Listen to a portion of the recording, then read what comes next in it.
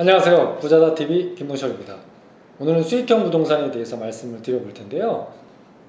상가 투자를 요즘에 많이 하죠. 월세 나오는 투자를 생각을 하는데 그 중에서 대표적인 수익형 부동산이 무엇일까요? 네, 상가입니다. 상가. 그런데 상가는 주택에 비해서 리스크가 크고 특히 공실에 대한 리스크 그리고 정확한 입지 분석이라든지 상권 분석이 어렵다는 그런 생각 때문에 흔히들 투자를 망설이죠.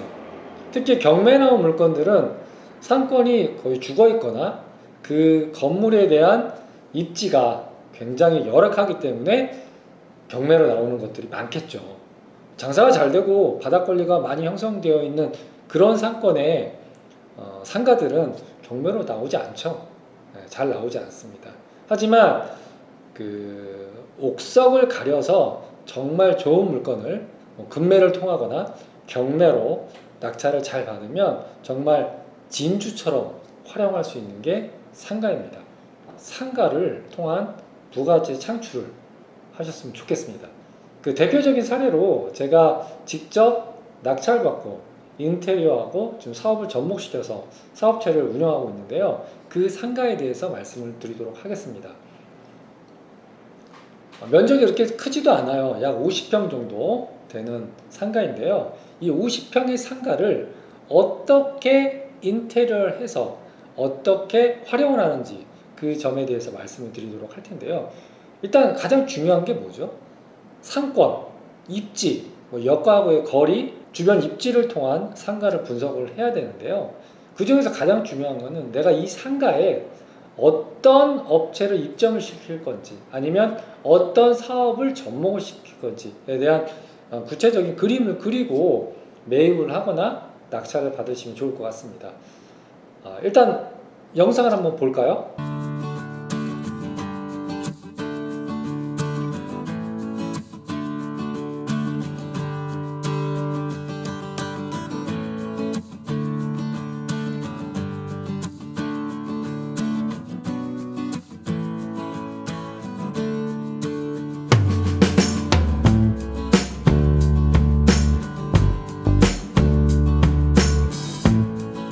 보셨죠? 상당히 열악한 상가입니다. 원상복구를 하고 마감을 깔끔하게 마무리를 해놨으면 다음 업체가 입점하기 굉장히 편하죠. 그 이유 때문에 원상복구를 하는 거거든요. 원상복구를 제대로 하지 않아서 추가적인 인테리어가 필요한 그런 상황이었습니다. 그리고 창문도 막 뜯겨져 있었고, 그리고 바닥 같은 경우에도 다 그냥 걷어낸 상태에서 못이 튀어나와 있어서 굉장히 위험한 그런 내부였습니다. 그리고 보시는 것처럼 천장도 다 뜯겨져 있고요. 그리고 도색도 잘 되지 않아서 누가 들어가서 내가 수리하고 임차하겠습니다.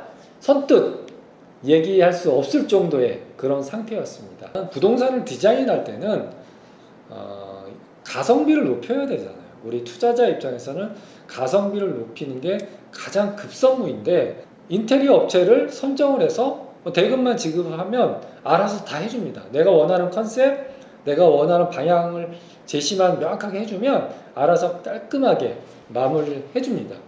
하지만 우리는 투자자 입장에서 투자 대비 수익률, 가성비를 높이기 위해서는 직영공사를 해야 되는 겁니다.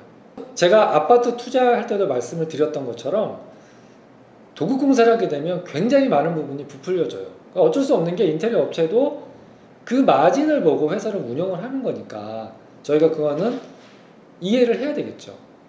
보통 아파트 같은 경우에도 평당 100만 원을 부릅니다. 그래서 30평대는 약 한 3천만 원 정도는 들어야 어느 정도 인테리어도 되고 그 인테리어 업체에서 충분히 마진을 볼 수 있는 구조죠. 그렇게 되면 갭이 굉장히 커지죠. 제가 얼마 전에 저희 회원분 26평 인테리어 한 거를 견적서를 보니까 약 700만 원 정도 들었습니다. 인테리어 업체에다 맡기면 최하 2,500에서 3,000만 원 정도 들어야 되는 그런 비용인데 700만 원에 해결을 했거든요. 굉장히 내부도 깨끗하게 잘 되었습니다. 제가 이 상가를 처음에 인테리어를 기본적인 인테리어를 하려고 견적을 뽑아보니까 일단 한 2천만 원 정도 부르더라고요. 그래서 2천만 원 견적은 솔직히 좀 무리다. 내가 다시 직영공사를 해야 되겠다 생각을 했죠. 그러면서 견적을 다 뽑아봤을 때 그나마도 인테리어 업체 중에서 제일 저렴하게 공사비를 책정한 업체가 이 업체인데요. 사진을 보시면 철거공사, 기본적인 철거공사가 229만 원, 전기공사가 253만 원, 데코타일이 182만 원, 집텍스공사가 332만 원, 도장공사가 238만 원, 잡비로 해서 115만 원, 기업이윤 5% 해서 총 1,416만 원이 견적서로 날라왔습니다. 제가 이거 받은 견적서인데요. 가장 저렴한 업체였습니다. 그래서 1,000만 원대 중반의 가격이어서 이 정도 하는데 내가 직접 해야 되겠다 해서 직영공사 업체를 하나씩 선정해서 제가 일을 시켰죠. 그렇게 하면서 하나 끝나면 결제해주고 하나 끝나면 결제해주고 하면서 공사를 진행을 했습니다. 제가 직접 공사를 했을 때 얼마였냐. 자, 출입문 열쇠 11만 원, 목공, 바닥 해서 45만 원, 도색 85만 원, 자, 바닥재 시공 80만 원, 전기공사, 조명하고 콘센트 이런 거 일체 다 해서 그 전기업자가 와서 시공해 준 것까지 해서 35만 원. 창문이 이렇게 뜯겨져 있었는데요. 창문 시공 25만 원. 해서 총 281만 원의 공사를 마무리했습니다.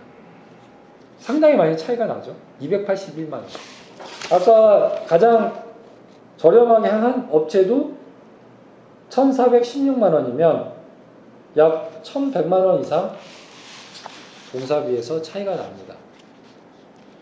이게 내가 가성비를 얼마나 높일 수 있느냐 없느냐의 차이겠죠. 아무래도 뭐 전문가가 더 마감을 하고 전문가의 손길이 더 닿으면 퀄리티는 더 좋아지겠지만 투자자 입장에서 완벽한 퀄리티보다는 그래도 가성비를 높이는 게 더 중요하다고 판단이 됩니다. 그렇게 해서 281만 원의 공사를 마무리했습니다. 자, 영상을 한번 보시죠.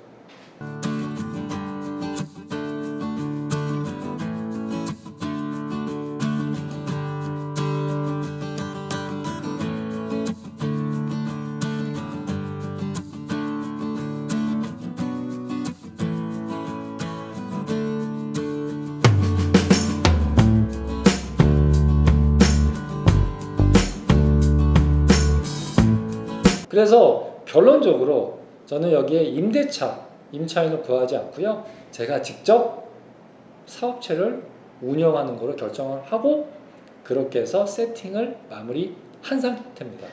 그래서 임대료를 받으면 한 200 정도도 안 되는 금액이지만 지방이기 때문에 임대료가 그렇게 비싸진 않습니다.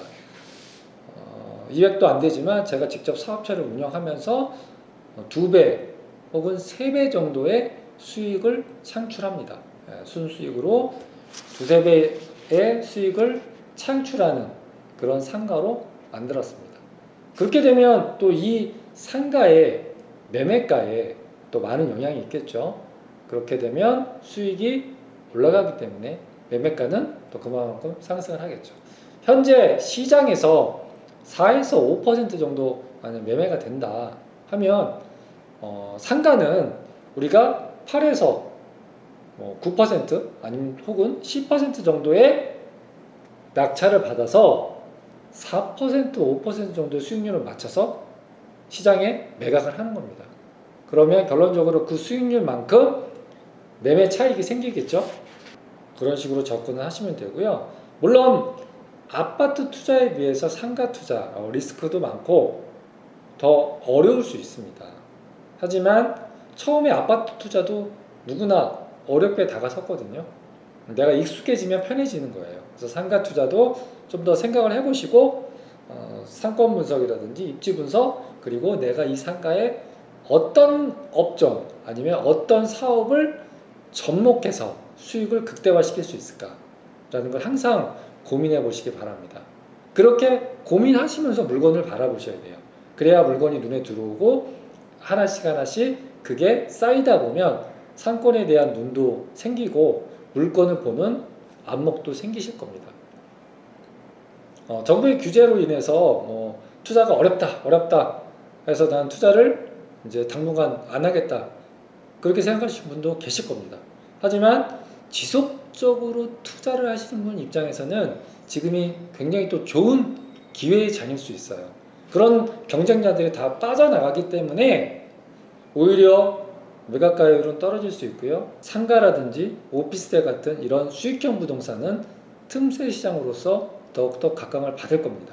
정부의 규제를 살짝 피하고 있거든요. 그래서 그쪽으로 내가 조금 더 관심을 가지고 노력을 하신다면 얼마든지 수익을 낼 수 있고 수익형 부동산으로 만들 수 있습니다. 그렇게 해서 작게는 300, 500 정도 목표를 가지고 시작을 해보세요. 그래서 그게 달성이 되면 100만원씩, 100만원씩, 100만원씩 월세를 늘려나간다 생각해서 월세 1000만원 되면 내 생활에 많은 부분들이 바뀔 수 있습니다. 오늘 영상은 여기까지 하겠습니다. 영상이 도움이 되셨다면 구독, 좋아요 해주시면 감사하겠습니다. 다음 영상에서는 이 상가를 어떻게 사업에 접목해서 운영하고 있는지에 대해서도 올리도록 하겠습니다. 감사합니다.